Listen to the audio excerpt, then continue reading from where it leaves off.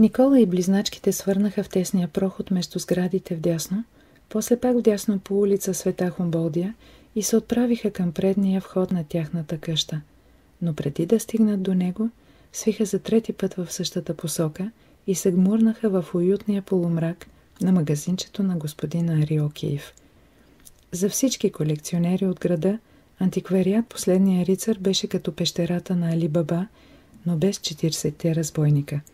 И да не успееха да открият това, което търсеха, намираха нещо друго, не по-малко ценно. А за трите деца, които винаги бяха добре дошли, беше като пътуване с машина на времето. Пренасеха се в друг свят, многократно по-различен от околния. Окачената над вратата камбанка пропя при влизането им и веднага след нея се разнесе пред разполагащия баритон на антикваря. «Хей, приятелчета, чакам ви вече цяла вечност. Започвах да си мисля, че няма да дойдете». И тримата обичаха да идват в антикварния магазин на сладкодумния господин Окиев. Невероятните истории, които им разказваше, вдъхваха живот на многобройните разнородни предмети. А картините по стените бяха на част от секундата от оживяването. Дори веднъж на Мила и се стори, че едно спящо куче отвори око и като разбра, че го гледа, го затвори завинаги. Заедно с сестра и бяха в състояние да прекарат часове наред пред двата огромни стари шкафа, пълни с порцеланови фигурки, цветно стъкло и кристал. А Никола просто губеше дъх пред гората от пики, алебарди, мечове, саби и рапири. Представяше си ги в действие, в ръцете на безстрашни войни и даже започваше да чува звъна на желязото, цвилянето на конете и да усеща тътена на битката. Имаше нещо омагьосващо в полумрака на помещението. Но днес не бяха дошли за собствено удоволствие, а с друга, съвсем конкретна цел. «Дойде ли ви на ум някаква идея за подарък, господин Окиев?»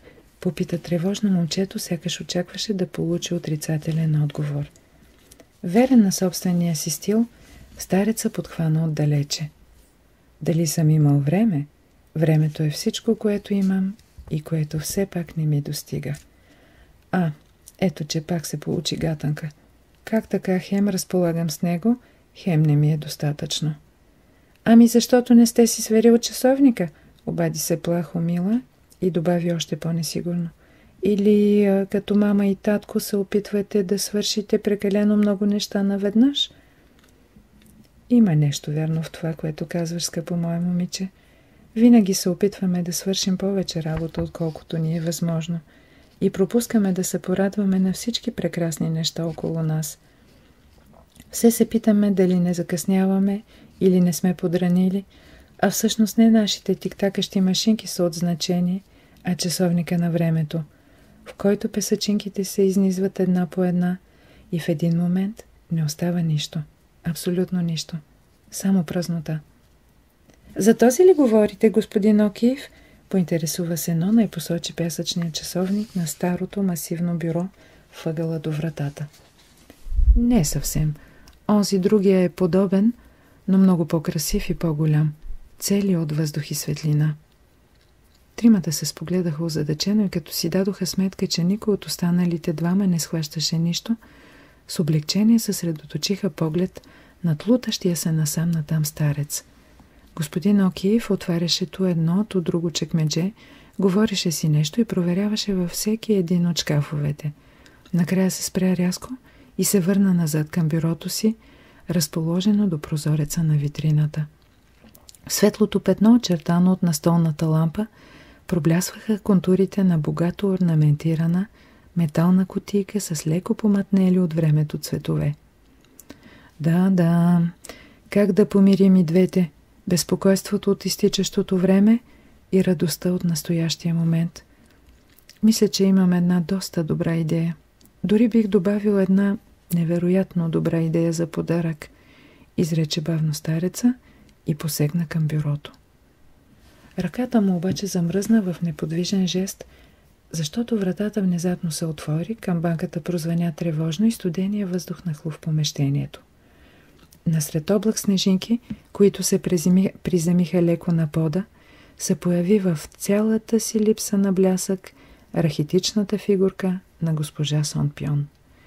Малкият й опашат питомец заръмжа, освободи се от прегръдката й и скочи на земята. Взе да души и да се върти в кръг, след което проследи някаква въображаема линия и се отправи към децата, джавкайки истерично. «Фокси, милото ми момче, ела тука», занарежда старицата. «Мама ще ти даде бисквитка». «Да, точно така. Ето, добро куче си ти». Децата го погледнаха присмехулно. Никола намигна незабелязано на момичетата и тримата се вторачиха в малките му зли очички. Всички в квартала, малки и големи, знаеха до каква степен кученцето на госпожа Сон Пьон ненавиждаше децата. Без да го изпуска от поглед, момчето прошепна едва чуто на сестрите си. Не случайно шпионката е дошла тука със злобната си изтривалка. Видяла ни е как излизаме през задния вход и ни е проследила. Елете в дъното да ви покажа един страхотен щит, който трябва да се е появил тези дни. Последния път го нямаше. На близначките не им се гледаше бойно снаряжение, но при положение, че трябваше да избират между скуката пред щита и компанията на Фокси, те категорично предпочитаха първото. Всъщност избора съвсем не се оказа лош. Щита беше толкова голям, че те двете можеха да се скрият зад него прави. Това, което ги порази обаче, беше изработката. Имаше сложна форма. Овал отгоре се изтегляше в остри върхове в средата, в десния и в левия му край. Страните му се спускаха първоначално отвесно, но в долната си част оформяха елегантни криви и се събираха в четвърти остър връх, разположен отдолу. От него нагоре излизаше стрела, чиято ос се разширяваше и постепенно се превръщаше в опашката и тялото на завихрещ се в спирала змиевиден крилат дракон. Звяра хвърляше златни отблясъци и се виеше навътре в посока обратна на часовниковата стрелка, а в центъра бе разположена втренчената му в децата глава с кръвожадно зинала паст.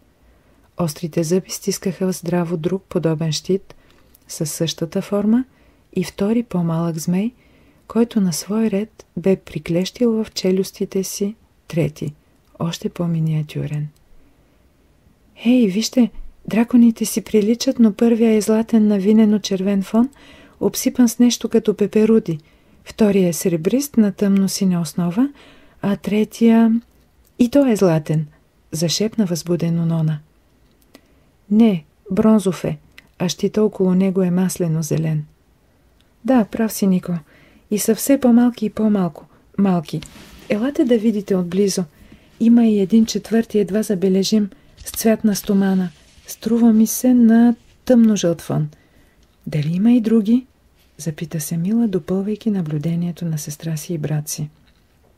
«Много е вероятно.